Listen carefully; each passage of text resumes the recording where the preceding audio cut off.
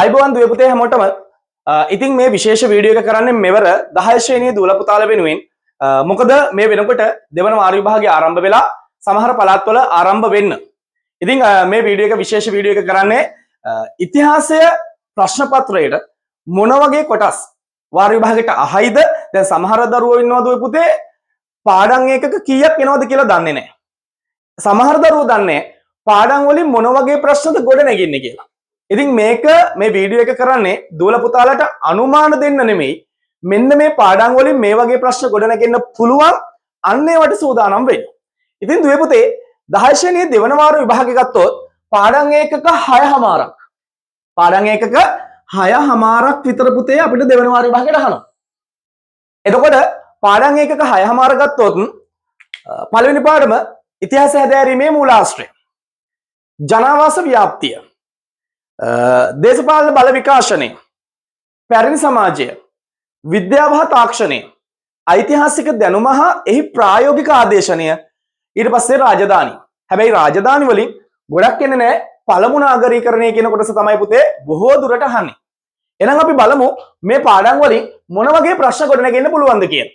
අපි ගත්තොත් පුතේ පළවෙනි පාඩම විදිහට ගමු මූලාශ්‍ර. හරි, මූලාශ්‍ර පාඩම ගත්තාම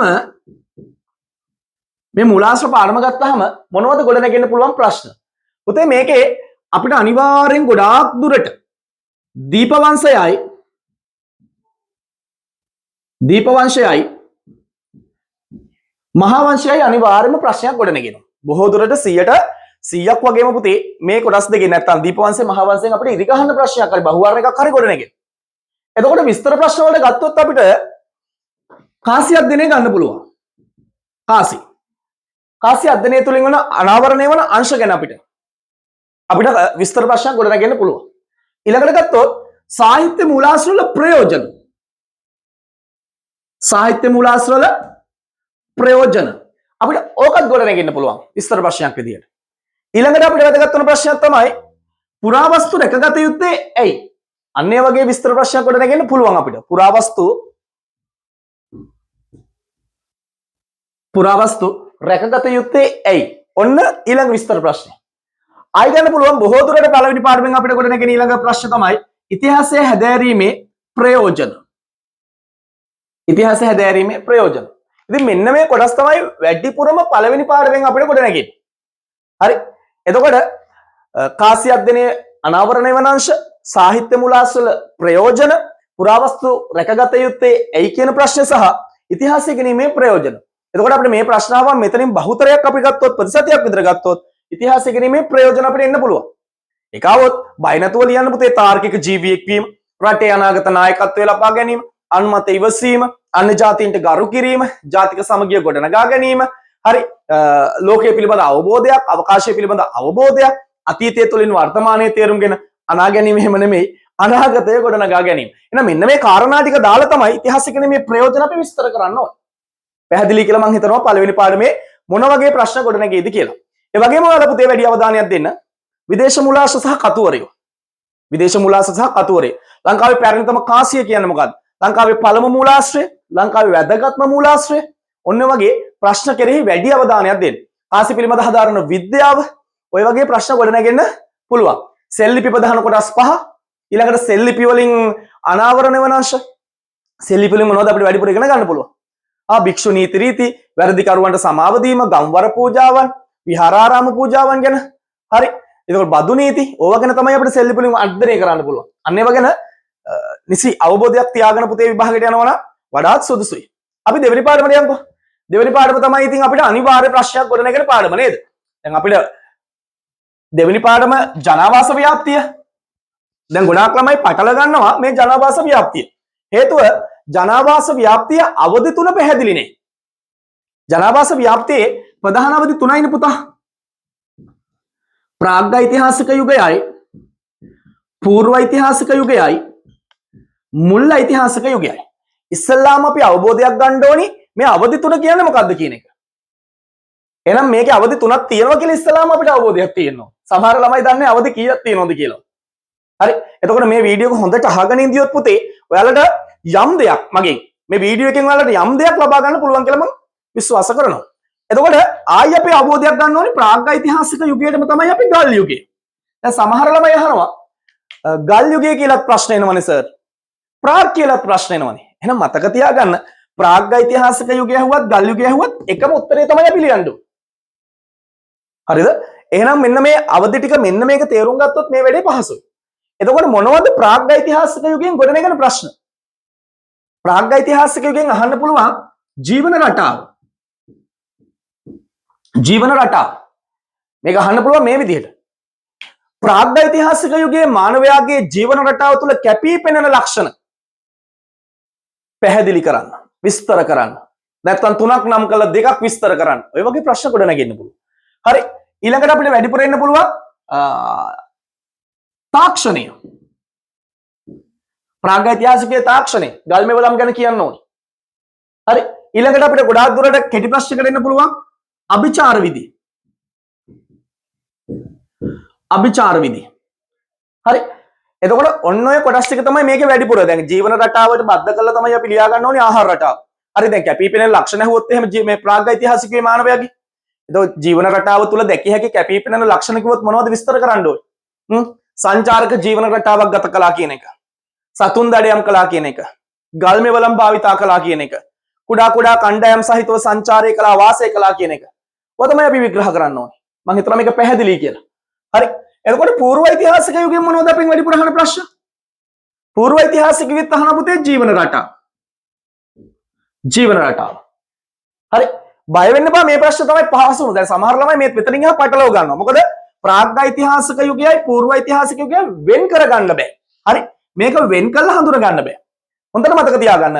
මෙන්න මේ කාරණා පහ මතක තිබ්බොත් පුතේ පූර්ව ඓතිහාසික යුගය ගේමක්ම නැහැ. මොකද්ද මේ කාරණා පහ? පූර්ව ඓතිහාසික යුගයේ තියෙන ලක්ෂණ මේකෙද නැතම් ප්‍රාග් වල තිබ්බේවා ගොඩක් පූර්වවද වෙනස් වෙනවා. මොනවද ඒ වෙනස් වුනේ? සංචාරක ජීවන රටාවක් වෙනකොට ස්ථිර ජනාවාස. සතුන් දඩයම් කිරීම වෙනුවට කුෂ කර්මාන්තය ආරම්භ වුණා. ගල්මෙවලම් භාවිතය වෙනුවට යකඩ භාවිතය ආරම්භ වුණා. හරි. ක්‍රමවත් සුසාන භූමිය ආරම්භ වීම සහ ක්‍රමවත් මැටි භාණ්ඩ ආරම්භ වීම. ඔය කාරණා පහත් එක්ක තමයි පුතේ මේ ජීවන රටාවත් මේකේ තියෙන තාක්ෂණයත් හරි ගොඩ නැගෙන්නේ. මොකද මේකට ඉතාම කෙටි කොටසක් තමයි තියෙන පුතේ. එකම කොටස තමයි මේ ටිකට ලියන්නේ. හරි. දැන් ඊට පස්සේ තව මේකේ වැඩිපුර අහන්න පුළුවන් ස්ථිර වාසීතාවය. ස්ථිර වාසීතාවය. මොකද ස්ථිර වාසීතාවය ගැන ඒ කියන්නේ උඩරංචා මඩම නිවාසය ගැනනේ. හරි. ජනාවාස වල ස්වභාවය આવොත් උඩරංචා මඩම නිවාසය ගැන තමයි මේක කියන්න තියෙන්නේ.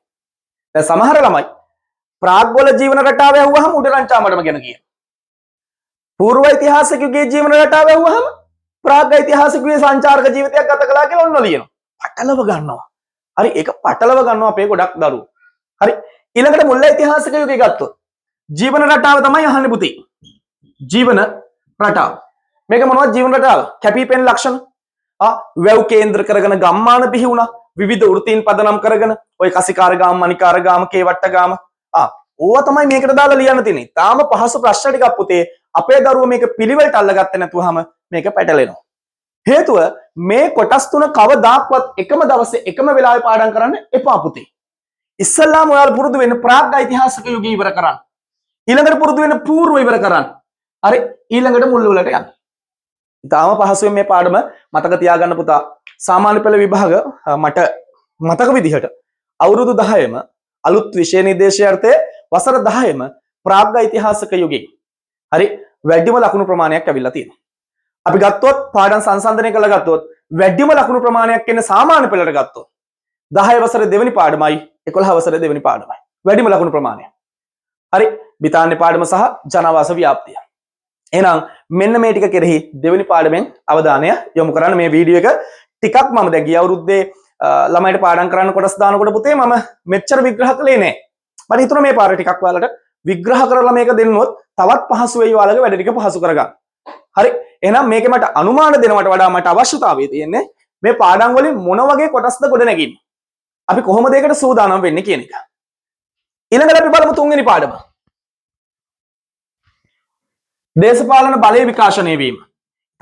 ලස්සන පාඩමක්. අපේ රටේ පාලකයෝ, අභිත පාලකයෝ, ශ්‍රේෂ්ඨ පාලකයෝ ගැන කතා කරනවා. එතකොට මේක අපිට මෙහෙම ගන්න පුළුවන්. පරිපාලනයේ කුඩාම ඒකකය පවුල.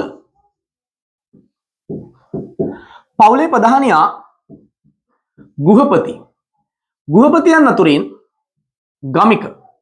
ගමික අතුරින් පරුමක. පරුමක අතුරින් මපුරුමුක. නැත්නම් මපුරුමුකා. පුතේ දැන් මෙතනින් මපුරුමුක කියන්නේ අපි රජුටනේ නේද?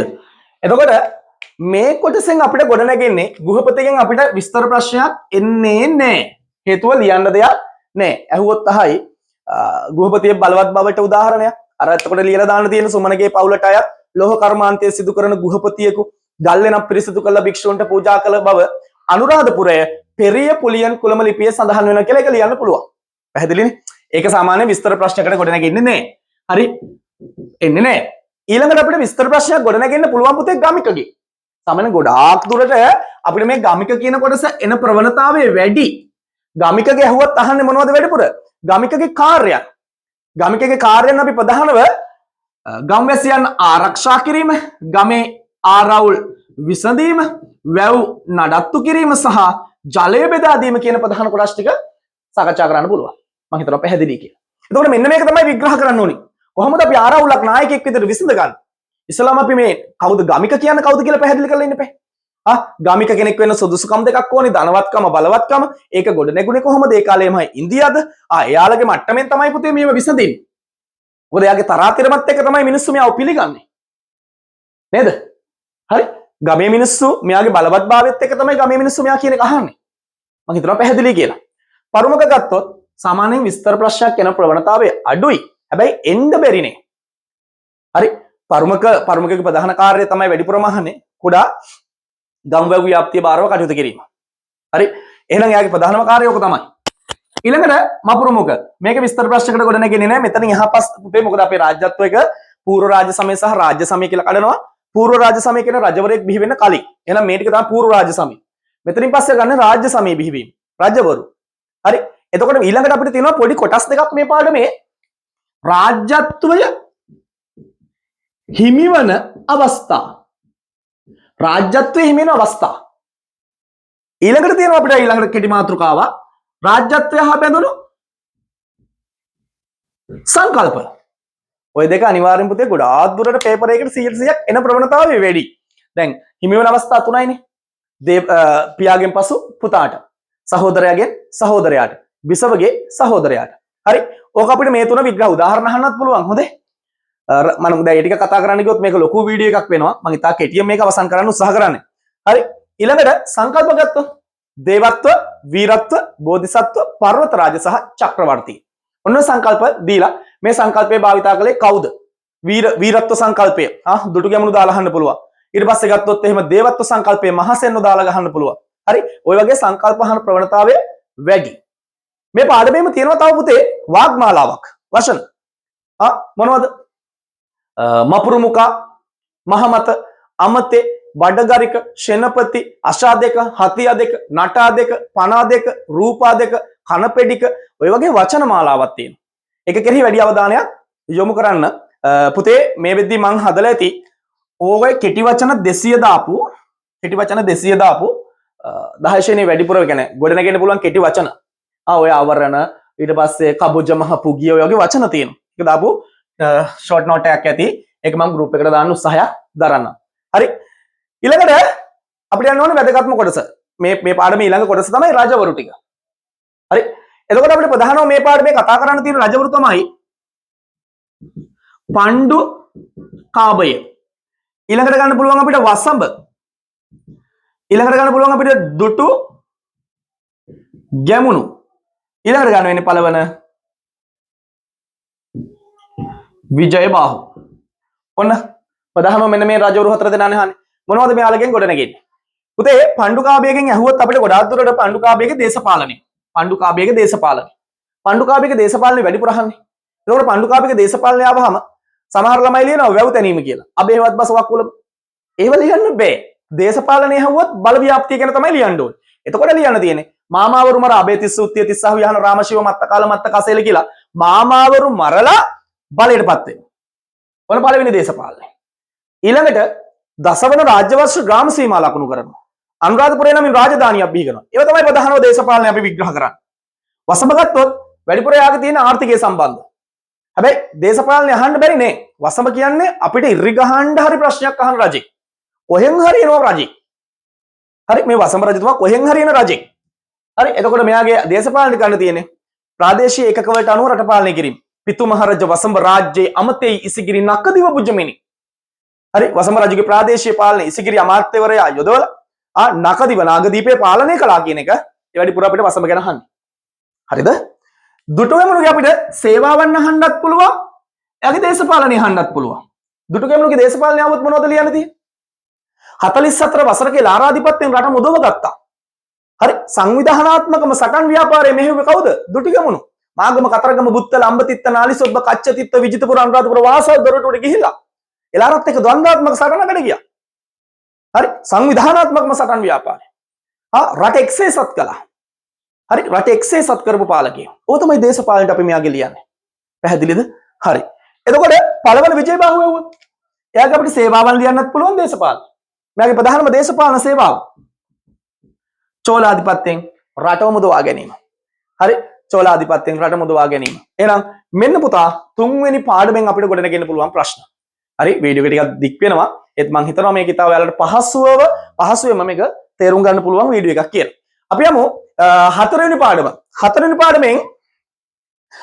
පාඩමෙන් ගොඩනගෙන්න පුළුවන් ප්‍රශ්න මොනවද බලන්න. ශ්‍රී ලංකාවේ පැරණි සමාජය. ශ්‍රී ලංකාවේ පැරණි සමාජය කියන පාඩමෙන් මොනවද ගොඩනගෙන්නේ? ශ්‍රී ලංකාවේ පැරණි සමාජය කියන පාඩමේ අපිට තියෙනවා කුෂිකර්මාන්තය.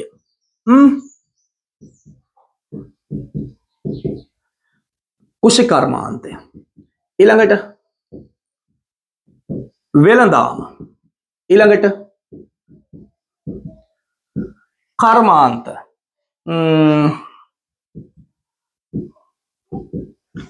ආගම්. හරි ඔය වගේ ප්‍රධාන කොටස් ගොඩනගෙන පාඩමක් තමයි පුතේ හතරවෙනි පාඩම. දැන් කුෂිකර්මාන්තය ගත්තොත් මේක අපි කෑලි දෙකකට කඩනවානේ. මොකද්ද? ගොවිතැන සහ සත්තු පාලනය. ගොවිතැන කඩනවායි කොටස් දෙකකට. ගොඩ ගොවිතැන සහ මඩ ගොවිතැන. එහෙනම් මේ කුෂිකර්මාන්තය කුමන මට්ටමක පැවතියේදයි කියලා ප්‍රශ්නයක් ගොඩනගෙන ප්‍රවණතාවය වැඩි. හරි හැබැයි ඊටත් වඩා අපිට වැඩි ප්‍රශ්නයක් තියෙන්නේ පැරණි සමාජයේ මොන දාමටද? පැරණි සමාජයේ වෙළඳාමට. පැරණි සමාජයේ වෙළඳාමට.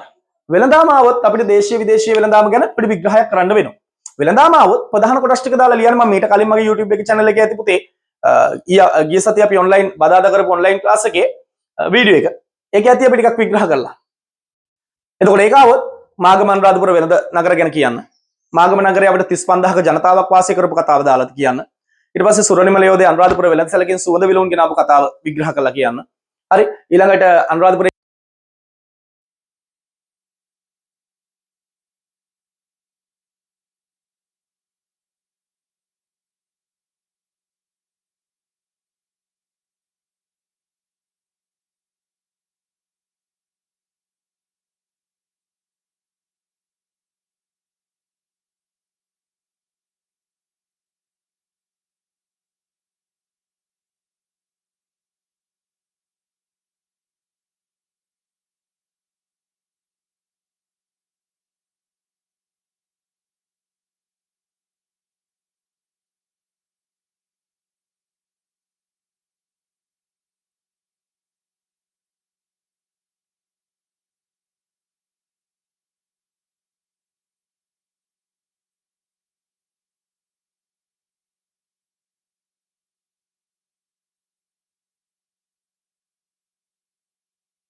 ප්‍රමාණයක් ලියලා වැඩි ලකුණක් ගන්න පුළුවන් කොටස් පුතා.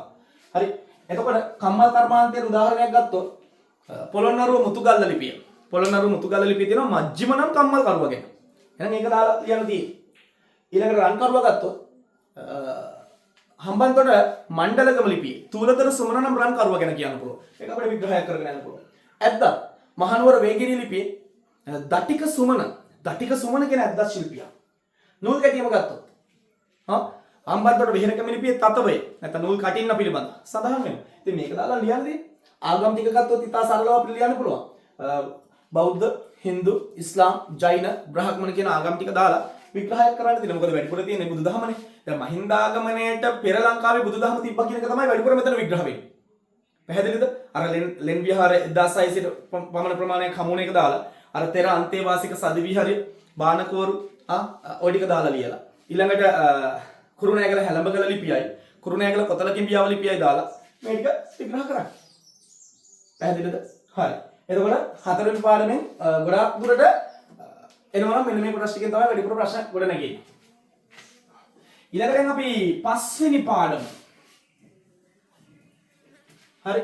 හතරවෙනි පාඩමේ අර අධ්‍යාපනයේ රසාස්වාදී කියලා චූටි කොටසක් තියෙනවා. ඒකත් චුට්ටක් අවධානය යොමු කරන්න ඈ. හරි. ඊළඟට පස්වෙනි පාඩම ගත්තොත් විද්‍යාව හා තාක්ෂණය. විද්‍යාව හා තාක්ෂණය ගත්තාම විද්‍යාව හා තාක්ෂණය. දැන් මේ පාඩමේ නම විද්‍යාව තාක්ෂණය. හැබැයි ඒකේ යටතේ විද්‍යාව හා තාක්ෂණය කොටසක් අපිට ගන්න හැකියි. ඊළඟට වාරි කර්මාන්ත. වාරි කර්මාන්ත ගන්න හැකියි. හරි. ඊළඟට ගන්න පුළුවන් අපිට යකඩ නිස්සාරණය. ඊළඟට දේශීය වත්සිරිත්. ඊළඟට ගන්න පුළුවන් සනීප ආරක්ෂාව හා වෛද්‍ය ක්‍රමය. ඊළඟට ගන්න පුළුවන් අපිට දැඩිගම ඇත්පහන. ඊළඟට අපිට ගන්න පුළුවන් මැනීම් ක්‍රම. මොන ප්‍රධානව සුළු කර්මාන්ත ඇරෙන්න මේ ටික අපිට එන්නේ. එතකොට හොඳට මතක තියාගන්න මෙතනින් විස්තර ප්‍රශ්නයක් ගොඩනගෙන්න පුළුවන් මේක. වාරි කර්මාන්ත. දැඩිගම ඇත්පහන සාමාන්‍යයෙන් ඇවිල්ලා තියෙනවා ලකුණු 5 ප්‍රශ්නයකට. මම දැකලා තියෙනවා පේපර්ස් කීපයක දැකලා තියෙනවා. හරි දැඩිගම ඇත්පහන ගන්න. මම කෙටියෙන් මේක විග්‍රහ කරගෙන යන්න. විද්‍යාව හා තාක්ෂණය આવොත් මගේ පුතේ හොඳට මතක තියාගන්න. මේක ලියන්න ඕනි නිවාස සැලසුම් තාක්ෂණය, මැටි භාණ්ඩ තාක්ෂණය, මැටි ඔරු සුසාන තාක්ෂණය. නිවාස සැලසුම් තාක්ෂණය, මැටි භාණ්ඩ තාක්ෂණය, මැටි ඔරු සුසාන තාක්ෂණය. මේක විග්‍රහ කරන්න. වාරි කර්මාන්ත આવොත් වැඩිපුරම වාරි කියන වචන වාරි කියන්නේ ජලය. ජලය පදනම් කරගත්ත කර්මාන්ත වාරි කර්මාන්ත. වාරි කර්මාන්ත කියන්නේ වැවම නෙමෙයි. වාරි කියන්නේ ජලය. එතකොට මේකේ වැව් අමුණු පොකුණු ජලමල් විල් ඇල මාර්ග ඔක්කොම අදාළයි. එතකොට මෙතන මේ ගොඩාක් දුරට වාරි කර්මාන්ත කියන කොටසෙන් අහන්නේ මොකද්ද? වැවේ අංග. වැවේ අංගවත් වල ප්‍රධාන අංග 4 අහන්න. වැව් බැම්මයි, රළපනාවයි, සොරව්වයි. බිසෝ කොටුවයි. ඔය 4 පිළිබඳ තමයි වැඩි විග්‍රහයක් එන්නේ. ඔතනින් ඇල මාර්ග වලත් ඇලහැර ඇලවත් ඇලිසාර ඇලයි, ජයගංගෙහෙවත් යෝධ ඇලයි, මිනිපැලයි පොඩ්ඩක් පාඩම් කරගන්න. හරිද? පොකුණු, කුට්ටම් පොකුණ, නෙළුම් පොකුණ, කුමාර පොකුණ, ඇත් පොකුණ වගේ ඒවා පිළිබඳ පොඩි අවධානයක් යොමු කරන්න. හරි ඊළඟට අහන්න පුළුවන් කෙටි ප්‍රශ්නයකට සීගිරිය පිහිටි ජලමල් සංඛ්‍යාව. හරි මේ වීඩියෝ එක බලද්දී ජලමල් ගුවහම මගේ පන්තියේ දරුවන්ට නම් පොඩ්ඩක් hina යයි. හේතුව අපි මේක ගණන් කරගෙන අන්තිමට ඇවිල්ලා 4කට අඩු කරා. සීගිරිය ජලමල් 4යි තියෙන්නේ. හරි එහෙනම් මේක ඊළඟට ලෝහ නිස්සාරණ නැත්නම් යකඩ නිස්සාරණ. මේකට විග්‍රහ කරන්න එන්නේ එකක් බෙරගල. යබර කොටස ගැන. අනික සීගිරිය දෙහිගහ ඇලකන්ද ප්‍රදේශයේ. මෙහෙන් හම්බෙන්නේ මයිනාහමක් නේ. ඊළඟට ප්‍රධාන සාධකය හම්බෙන්නේ රත්නපුර දිස්ත්‍රික්කයේ බලංගොඩ සමනල වැව ප්‍රදේශයේ. සමනල වැව ප්‍රදේශයේ යකඩ නිස්සාරණය කරපු මැටි උදුන්. එතකොට මෙන්න මේ තුන ගැන තමයි විග්‍රහ කිරීමක් කරන්න තියෙන්නේ යකඩ නිස්සාරණය. දේශීය වස්සිරිත් වලට නම් තියෙන පුතේ කෙම්පහන් ක්‍රමයයි කිරිමඩු ශාන්ති කර්මයයි. හරි ඉස්සලාම් දැනගන්න ඕනේ කෙම්පහන් ක්‍රමය කලේ මොකටද? ඊළඟට කිරිමඩු ශාන්ති කර්මය කලේ මොකටද? එතකොට කිරිමඩු ශාන්ති කර්මය කරපු දෙවියන් කවුද? හරි කිරිමඩු ශාන්ති කර්මය කලේ කුමන අරමුණකින්ද කියනවා පිළිබඳ අවබෝධයක් තියාගන්න. හරිද? ඊට පස්සේ සනීප ආරක්ෂාව හා වෛද්‍ය ක්‍රමය. මේකට ගොඩාක් දුරට අහන්නේ ඉරි ගහන. සනීප ආරක්ෂාව හා වෛද්‍ය ක්‍රමයට හොඳම උදාහරණය පොළොන්නරුව ආලාන පිරිවර. හරි ඒක පිළිබඳ විග්‍රහයක් කරන්න. ඊළඟට දුටුගැමුණු රජතුමාගේ රෝහල් 10යි. පණ්ඩුකාභය රජතුමාගේ මාතෘ නිවාස. එහෙනම් ඕක විග්‍රහ වෙන්න ඔතනින්. දැඩිගම ඇත්පහන. හරි දැඩිගම ඇත්පහන එන්න පුළුවන්. නැත්තම් කෙටි ප්‍රශ්නයක් හරියන්න පුළුවන්. මේකේ මූල ධර්මය මොකද්ද? හරි. එතකොට මේ දැඩිගම ඈත අතීතයේ පුංගගාම මේ පුංගගාම උපත ලැබූ රජු කවුද? හරි. එතකොට මේ කැණීම් කළපු අවුරුද්ද මේ විහාරයට කියන නම ඔය වගේ කෙටි ප්‍රශ්න ටිකක් ගොඩනගෙන්න මේකෙන් පුළුවන්. හරි. අවසාන වශයෙන් මැනීම් ක්‍රම. මැනීම් ක්‍රම වලට අවකාශය මැනීම, දුර මැනීම, බර මැනීම, කාලය මැනීම කියන කොටස් ගන්න පුළුවන්. හරි. ඒ ටික විග්‍රහ කරන්න ඕනේ. ගොඩාක් දුරට බලා ගන්න මැනීම් ක්‍රමයේ කුඩාම එකකේ පරමාණුව වියතක් කියන්නේ කොච්චරක්ද කියන එක. වියතක් කියන වර්තමාන 9යි. ඊළඟට ගව්ව. ගව්වක් කියන්නේ කිලෝමීටර එක දුර වර්තමාන කිලෝමීටර එක. අහන්න පුළුවන් ගොඩක් දුරට ගව්වෙන් ගව්වට කණු හිටෙව්වේ කවුද? නිශ්ශංක මල්ල රජතුමා කියලා ලියන්න ඕනේ. පැහැදිලිද? ඔන්න වගේ කෙටි ප්‍රශ්න ගොඩනගෙන්න පුළුවන්. හරි. ඊළඟට පස්වෙනි පාඩමෙන් අපිට ප්‍රධාන ඔන්න කොටස් ටික අපි යමු 6 වෙනි පාඩමට. හරි. ඓතිහාසික දැනුම හා එහි ප්‍රායෝගික ආදේශනය. ඓතිහාසික දැනුම හා එහි ප්‍රායෝගික ආදේශනය කියන 6 වෙනි පාඩම. මේකෙන් මොනවද ගොඩනගෙන්න පුළුවන්? මේකේ තියෙන මාතෘකා ටික එකක් සමාජ සංවිධානය බිහිවීම. ඊළඟට කාන්තා නියෝජනය. ඊළඟට නීතිය හා සම්ප්‍රදාය. ඊළඟට ප්‍රධානව තව මුදල් විනිමය.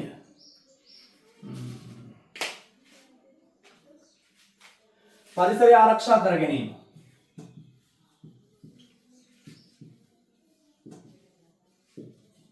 පුතේ මේ වීඩියෝ එකේදී මේ චූටි කොටස් මට මිස් වෙන්න පුළුවන්. මම මේ මතකෙන් මේ ටික සාකච්ඡා කරගෙන යන්නේ. මම මේ වීඩියෝ එකක් කරන්න සූදානම් වෙලා වීඩියෝ එකක් කරනව නෙමෙයි. මේ හදිස්සිය තීරණය කළේ මම හිතනවා හෙට බස්නාහිර ඉතිහාසයේ පේපර් යන්නේ. ඒක හන්දම තමයි. මොකද සබරගමු එහෙම නම් තව ගොඩක් කල් තියෙනවා. 27 පටන් ගන්න එක්සෑම්. මේ වීඩියෝ එක කරන්නෙම මේ අපේ දැන් බස්නාහිර දරුවෝ සහ වයිබ දරුවන්ට එක්සෑම් එක පටන් ගන්න තියෙන හන්දා. ඉතින් මේකේ පාඩම් වල කොටස් මිස් වෙලා තියෙනවද කියලා මට මතකයක් නැහැ. හරි මට ප්‍රධාන මාතෘකා සියල්ල තමයි මම මේ සාකච්ඡා කරගෙන යන්නේ. හරි ඒක හන්දා වීඩියෝ එක බලද්දී චුට්ටක් අවධානයෙන් අපි වැඩේ කරගෙන යමු. හරි ඊට පස්සේ අපිට ආහාර රටාව ගත්ත හැකි නේද? ආහාර රටාව. මේ පාඩමේ මේ හැම කොටසක්ම විස්තර ප්‍රශ්න. හොඳයි? මේ හැම කොටසක්ම විස්තර ප්‍රශ්න. අපි ගිය සතියේ බදාදා මෙන්න මේකේ වීඩියෝ එක කළා, මේකේ වීඩියෝ එක කළා, මේකේ වීඩියෝ එක කළා. තව අපිට වාර්ගික සහජීවනයේ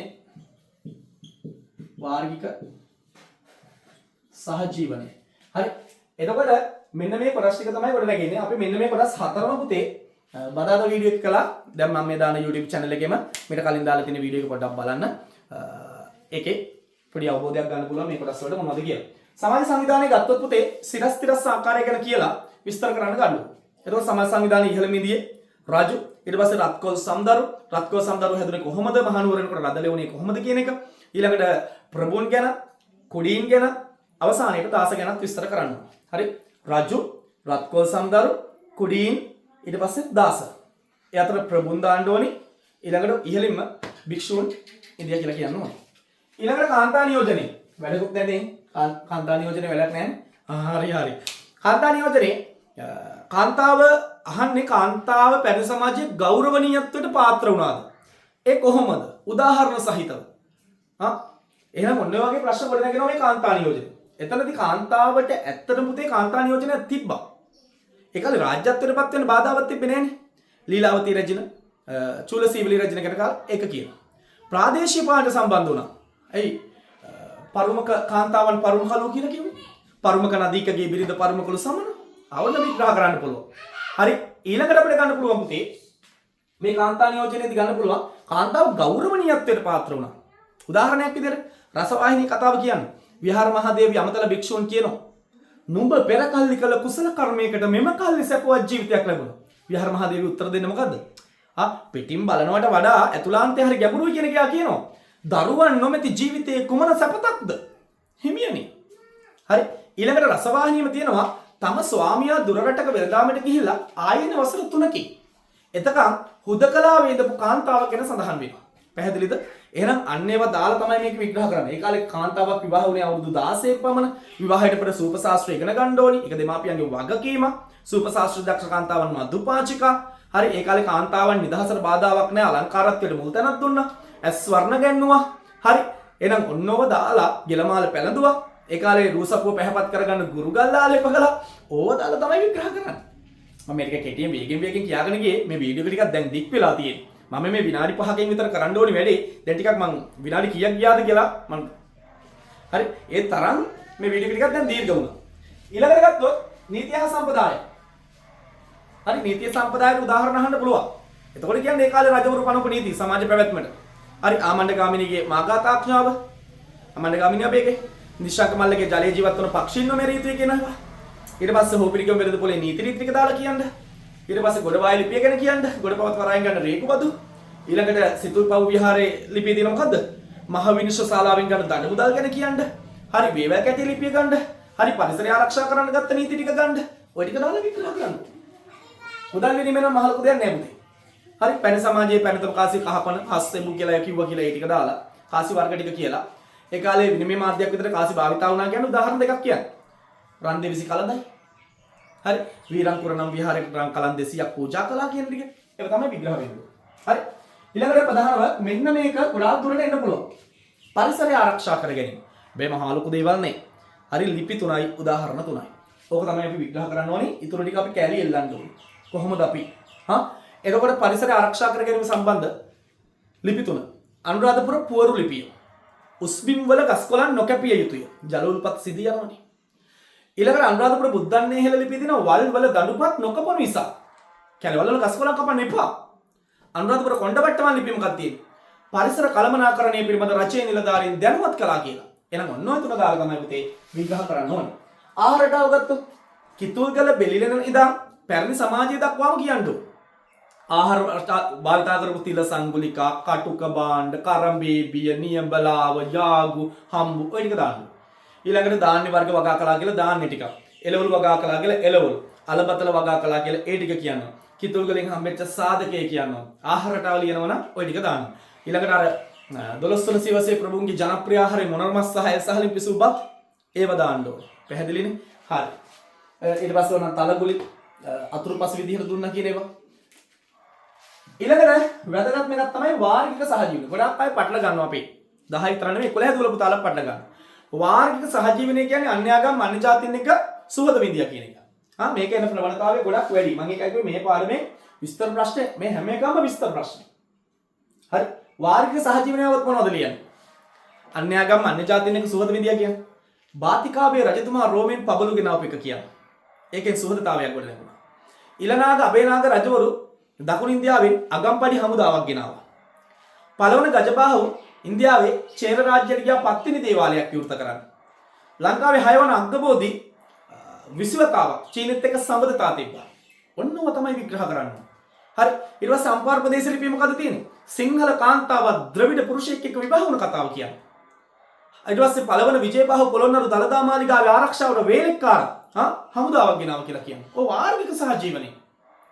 හරි යා විවාහ වුණා පළවන විජේබාහු කාලිංග වංශික කුමාරිකාවක් එක්ක. එයාගේ නැගණිය මිත්තා කුමරිය පාණ්ඩ වංශික කුමාරියට දුන්නා. ඕවා තමයි වාර්ගික සහජීවනය. හරි. ඉබන් බතුතා ඇවිල්ලා ශ්‍රීපාද වන්දනාව වෙනවා. ඕවා තමයි වාර්ගික සහජීවනය. අනුරාධපුර නගරය වටේ ඉඳියා දෙමළ ජනතාවක්. එයාලගේ සුභසිද්ධියට කටයුතු කරපු නිලධාරිය දෙමළ අධිකාරී. එහෙම තනතුරු පත් කරන්න තමයි සුහදතාවයක් තිබ්බා. ඒ කාලේ අබේගිරි විහාර ලිපියේ සඳහන් වෙනවා දෙමළ ජාතික භික්ෂුවක් ගැන. ඔන්න මේවා තමයි පුතේ විග්‍රහ කර. තව තියෙන ඕනි තරම්. මේවා තමයි විග්‍රහ කළ යුත්තේ. හරි. ඊළඟට අපිට 7 වෙනි පාඩම ගත්තොත් රාජධානි. රාජධානි වලින් අපිට මොනවද ගොඩනගෙන්න පුළුවන්? අපෝදයා කුබරකෝසීමනේ. ඉතින් මෙතනින් අපිට පළමු නාගරීකරණය සහ දෙවන නාගරීකරණය කියලා රාජධානි ටික කඩන්න පුළුවන්. ආ පෝ දා යා කු ග. දැන් මෙතනින් අපිට ගොඩනගෙන්න පුළුවන් පළමු නාගරීකරණය සහ දෙවන. දඹදෙණිය ඉඳන් දෙවන නාගරීකරණය ආරම්භ වෙනවා පළමු නාගරීකරණය. එතකොට අනුරාධපුරය හොඳට මතක තියාගන්න ආරම්භක පාලකයයි අවසාන පාලකයයි. අනුරාධපුරයට එල්ල වුණේ චෝල ආක්‍රමණයක් කියන එක මතක තියාගන්න. ඊට පස්සේ පොළොන්නරු බිහි වුණා. පොළොන්නරු බිහි කළේ පළවන විජේබාහු. දැන් අනුරාධපුරේ නම් අවුරුදු 2400ක් පමණ වැජඹුණානේ. පොළොන්නරු අවුරුදු 200ක් පමණ වැජඹුණා. එතකොට පොළොන්නරුවේ ශ්‍රේෂ්ඨ පාලක තුන් දෙනාමයි ඉන්නේ. පළවෙනි විජේබාහුයි, පළවෙනි පරාක්‍රමබාහුයි, නිශ්ශංකමල්ලයි. නිශ්ශංකමල්ලගෙන් පස්සේ ඔක්කොම දුර්වල පාලකයෝ. පොළොන්නරුවේ අවසාන පාලකයා පරාක්‍රම පාණ්ඩය. 1215 කාලිංගමාග ආක්‍රමණය කළ පරාක්‍රම පාණ්ඩය මරලා පොළොන්නරුවත් පිටවට්ටා. පැහැදිලිද? පොළොන්නරු පරිහානියට හේතු ටිකක් තියෙනවා. මෙන්න මේ ටික විතරක් මතක තියාගන්න ප්‍රමාණවත් කියලා මම හිතනවා මෙතනින්. දුර්වල පාලකයන් බලයටපත් වීම. දුර්වල පාලකයන් බලයටපත් වීම. පෙරපත් අතර ගැටුම්. ආර්ථික පරිහානිය. ආගමික පරිහානිය. වසංගත රෝග බෝ වීම. කාලිංග මාග ආක්‍රමණය. ඔන්න ඔය ටික තමයි පුතේ විග්‍රහ වෙන්න ඕනේ පොළොන්නරු පරිහානිය. මෙතනින් පස්සේ දෙවන නාගරිකකරණය ආරම්භ වෙනවා දඹදෙණියේ තුන්වන විජයබාහුව. හරි මම හිතනවා පුතා මේ විග්‍රහ කිරීම හොඳටම ප්‍රමාණවත් මගේ පුතාලාට කියලා. ඉතින් මගේ 10 වසරේ දුවල පුතාලා මේ වීඩියෝ එක බලන දුවල පුතාලා මොනවා හරි ගැටලුවක් ආවොත් හරි ඕනම දුවකට අහන්න පුළුවන් ප්‍රශ්න මොනවා හරි මේවා ලියන ඒවා ගැටලුව ආවොත් තේරෙන්නේ නැති දෙයක් ආවොත් ඒක විග්‍රහ කරන්නේ කොහොමද ප්‍රශ්නයක් ආරම්භ කරන්නේ කොහොමද හරි ගැටලුවක් ආවොත් ඒ වගේම මේ වීඩියෝ එක බලන අපේ අලුත්ම දුවල පුතාලා මගේ ඔන්ලයින් ක්ලාස් එකට එන්න කැමති දුවල පුතාලා ඉන්නවනම් ඒත් මේ නම්බරයට 9යි දිස්ත්‍රික්කයයි දාලා ඔන්ලයින් ක්ලාස් එකට සම්බන්ධ වෙන ශ්‍රේණියත් එක්ක දාලා ඔන්ලයින් ක්ලාස් එකට සම්බන්ධ කරන්න කියලා මැසේජ් එකක් දාන්න. හරි. ඉතින් මේක තමයි මගේ WhatsApp නම්බරය 0.77යි 110යි 77යි 22ට. හරි. 22ට මැසේජ් එකක් දාන්න. හරි. එහෙනම් හැමෝටම සුබ පතනවා.